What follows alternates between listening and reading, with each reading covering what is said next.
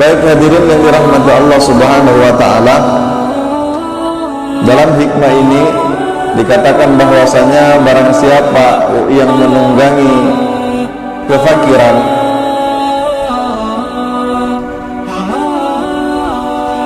karena kefakiran itu oleh Allah Subhanahu wa taala sengaja dijadikan tunggangan bagi manusia.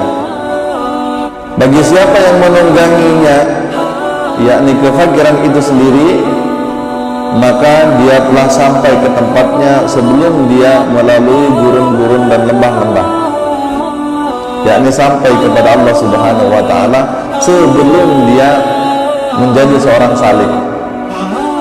Baik hadirin dan hadirat yang dirahmati Allah Subhanahu wa taala, pertama yang harus kita pahami di sini yaitu adalah kefakiran. Kalau kita lihat daripada sudut pandang syariat, maka sebagaimana sabda baginda Rasulullah sallallahu alaihi wasallam, "Kadal fakru ayyakun al-kufru." Kefakiran itu mendekati kekufuran. Maka itu umat baginda Rasulullah sallallahu alaihi wasallam secara syariatnya sesungguhnya tidak dikehendaki mereka hidup dalam kemiskinan atau di dalam kefakiran secara materi, karena kefakiran itu mendekati kepada kekufuran. Karena itu di luar sana banyak orang yang tidak melaksanakan salat, hanya diperbudak dunia, sehingga mereka gampang meninggalkan perintah Allah Subhanahu wa taala karena beralasan bahwasanya teriknya matahari dan capeknya rasa badan, karena mereka hidup di dalam kefakiran secara materi. Kemudian Rasulullah sallallahu alaihi wasallam menunjuk kepada kebetulan menemui kotoran, kemudian ditunjuknya itulah dunia. Jadi perumpamaan dunia itu hanyalah seperti kotoran. Akan tetapi di sisi yang lain Rasulullah mengatakan bahwasanya kadal fakru ayakun al-kufru. Lalu di mana garis tengahnya hadirin? Bahwasanya kalau kita bergantung kepada dunia, artinya orang itu dikatakan hidup dunia atau tidak, itu tergantung kepada bersandar atau tidaknya kepada dunia, bukan kepada kaya dan miskinnya seseorang.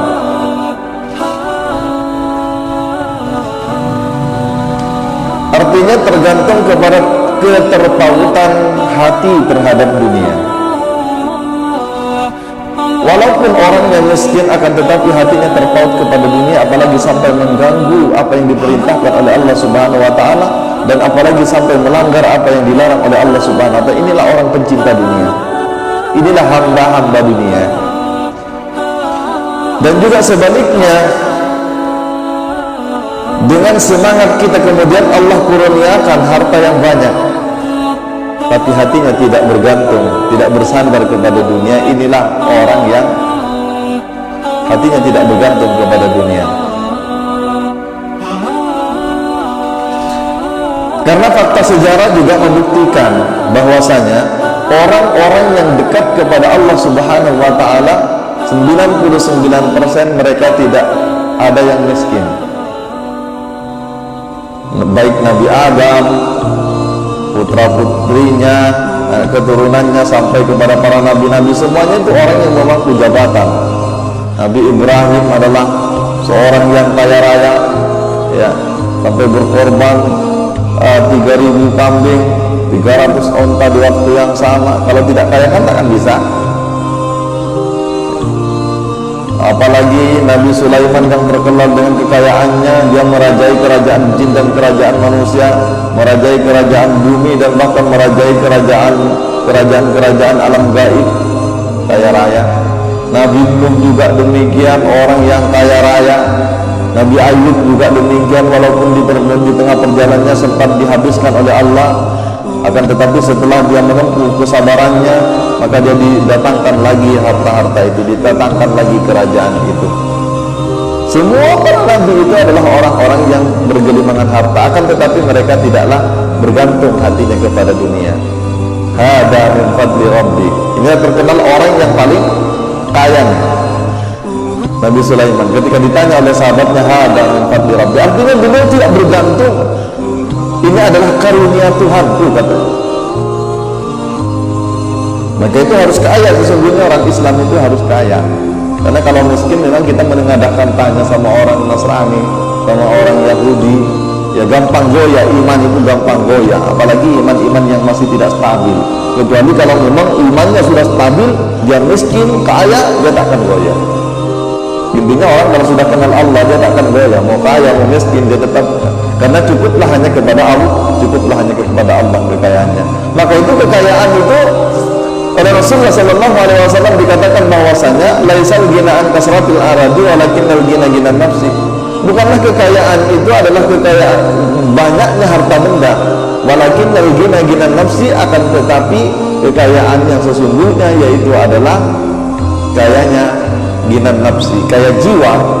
Jiwa yang bagaimana? Jiwa yang kenal kepada Allah Subhanahu wa taala. Itulah orang yang kaya. Kalau sudah hatinya diliputi oleh Allah Subhanahu wa taala, maka segalanya sudah miliknya Allah, segalanya sudah miliknya Allah. Maka hatinya lapang, wawasannya luas, hatinya luas, luar biasa. Dan setelah itu, maka harta yang akan melamar kita. Mungkin mulanya kita seorang salik, kita mengejar harta, kan? Akan tetapi di akhirnya, kalau kita sudah sampai kepada puncak ma'rifatnya, kita sudah berkasih-kasihan dengan Allah Subhanahu wa taala, maka kita yang akan dikejar harta. Dan ulama-ulama sufi sudah membuktikannya. Mereka-mereka yang awalnya mengejar harta, akan tetapi ternyata setelah dia sampai kepada Allah Subhanahu wa taala, dia yang dilamar oleh harta.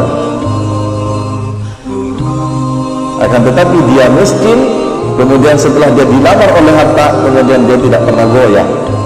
Hatinya tetap anteng, mantap, nancep. Kenapa? Kalimat la ilaha illallah telah nancep di dalam hatinya. Yusabbitullahu biqaulis sabit. Kalimat yang indah itu, kalimat yang rindang, kalimat yang kokoh telah nancap di dalam hatinya. Masalah kalimatan thayyibatin kasyajaratin thayyibah. Perumpamaan kalimat yang indah itu, kata Allah Subhanahu wa taala, seperti kasajaratin thayyibah, seperti pohon yang rindang. Asluha sabitun, akarnya menghujat ke 7 lapis bumi. Wa far'uha fis sama, dan rantingnya ke 7 lapis langit. Betapa begitu nancapnya hakikatul iman. Apa kalimat yang baik itu? Kalimat yang baik dunia dan akhirat yaitu adalah la ilaha illallah, la ilaha illallah. Yakni orangnya dia sudah ma'rifat, matinya la ilaha illallah, hidupnya la ilaha illallah, miskinnya la ilaha illallah, kayanya la ilaha illallah, dulunya, sekarang, dan yang akan datang dia tetap la ilaha illallah. Artinya dia tetap berada di dalam wujudnya Allah Subhanahu wa taala. Maka itu hatinya menjadi hati qalbul mukmin, baitullah. Hatinya sudah diliputi Allah, yakni sudah tidak ada lagi dirinya, sudah lebur dirinya, yang ada hanya Allah. Itulah qalbul mukmin, baitullah, yang merajai, yang meliputi, yang menguasai lahir dan batinnya hanyalah Allah Subhanahu wa taala. Dia bergerak karena Allah, dia memandang karena Allah, dia mendengar karena Allah, dia berkehendak karena Allah, dia berbicara karena Allah, dia berjalan karena Allah.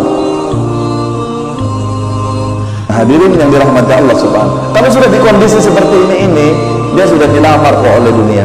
Cuma lantaran kita aja sebetulnya yang tertipu dengan dunia, sehingga kita mengejar dunia, dunia makin lari. Padahal ketika kita mendekat kepada Allah, maka dunia yang akan lari kepada kita. Nah, disitulah ujian yang lebih berat daripada kemiskinan. Maka itu banyak orang yang lolos ketika diuji dengan kemiskinan. Akan tetapi tidak banyak yang lolos orang yang ketika diuji dengan kekayaan. Ini macam iman seperti awak ini, seperti kita ini, diuji dengan kemiskinan nggak lolos, diuji dengan kekayaan nggak lolos. Jadi mau diuji dengan apa lagi? Ujian itu kan untuk agar kita itu mendapatkan kemuliaan, bukan untuk menghinakan kita. Cuma kita aja yang tidak ngerti. Kalau kita ngerti, makna ujian itu kan untuk naik kelas. Ya, maka itu hati orang yang arif ketika diuji itu sudah tersenyum terlebih dahulu, karena Allah menawarkan jenjang yang lebih tinggi. Allah akan menawarkan pangkat yang lebih tinggi. Allah menawarkan kewalian yang lebih tinggi. Allah menawarkan keimanan yang lebih tinggi, keislaman yang lebih damai.